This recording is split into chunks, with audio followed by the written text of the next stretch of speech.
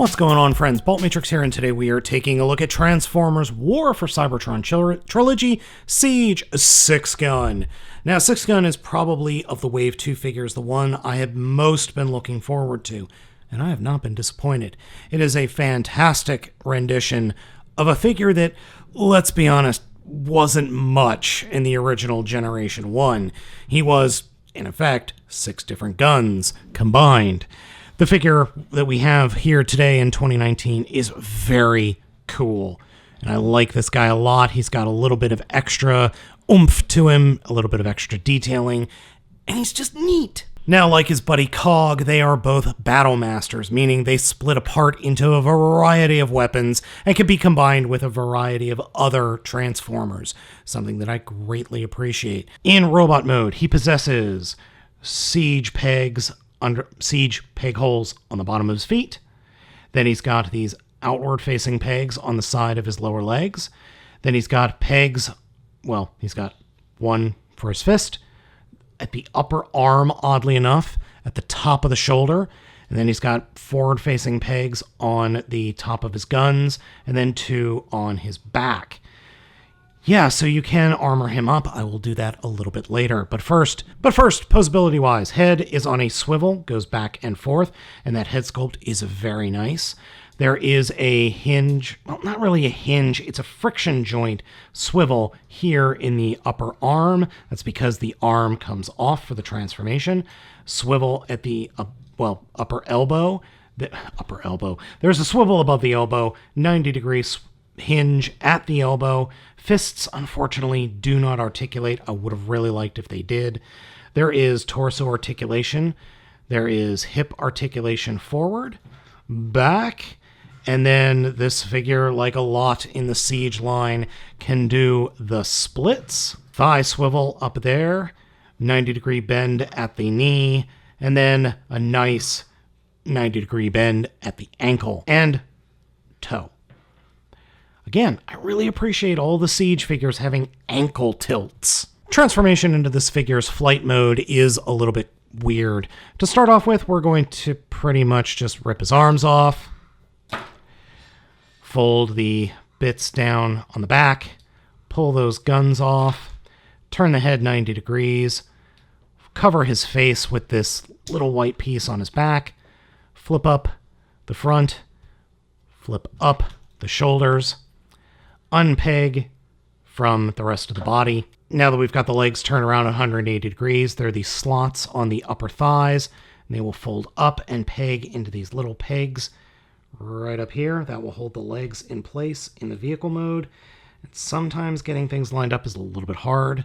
Fold the legs down, and then we've got this open peg hole that will drop the upper torso down into place.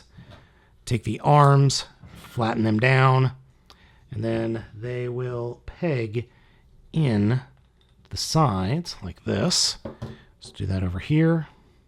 And then finally, peg those red little guns into the top of those shoulders, like so. And here we have his flight mode. I actually like this. I like this quite a bit. Yeah, it's a little silly, but I think it works. It's like a flying battle platform. We've got these missile banks up here, up front, these 4 cannons underneath the cockpit, the guns up front, and then these guns pointing towards the back, and then the thrusters. This works pretty well. And something else that's cool is if you've got a figure that has a shoulder peg pointing up, or even a back peg, you could peg the whole thing into their backpack. So, I mean, you literally have a flying Ironhide, and it acts kind of like the Falcon Zord does for Power Rangers, or the Power Rangers Ninja Zord. I think that's pretty cool, actually. Now, let's quickly return him back to robot mode, and then we'll go ahead and get him armored up with some other Siege bits, a la, well, Cog. So, returning him to robot mode is fairly trivial. It's fun, though. I actually really like these Battle Masters, and I am stoked to get a hold of Brunt. So that is going to be a very interesting toy as well. And the Siege line just continues to impress me and overall just make me a happy fan. All right, so there we go. Let's go ahead and get him armored up with some Cog. There, I think that's good, don't you? Now, just like Cog, who we just saw, SixGun splits apart into multiple different components. So we have the arms, we've got the individual little guns, we've got the upper VTOL section, and then we've got the legs that split off, and then the giant hand cannon thing. Each one of these has a different name. I'm not going to bother with actually listing all of them. Their names like MTX M2 and MTX LR and W5. It doesn't matter. It really doesn't. You get cool guns. That's what you need to know. According to the directions, there are a couple of different loadouts that we can make. This first one is called the defensive loadout. Now, the directions do have Sideswipe in all of them, so I'm going to be using him for all of them. But they also show him, or it, being done with 2 sets of legs, which is weird. Anywho, this is the defensive loadout. It can fly and shoot and is apparently defensive for some reason. And this is the offensive loadout, where he has the gun feet, and then the VTOL is on one arm, and then all the cannons are on the other arm. Needless to say, they are very heavy. How is this offensive and the other one wasn't? And then this is the high precision launcher gauntlet. Yeah. It's a giant robot that's got it's a giant robot that's got a fist made of other giant robot. I can actually get behind this.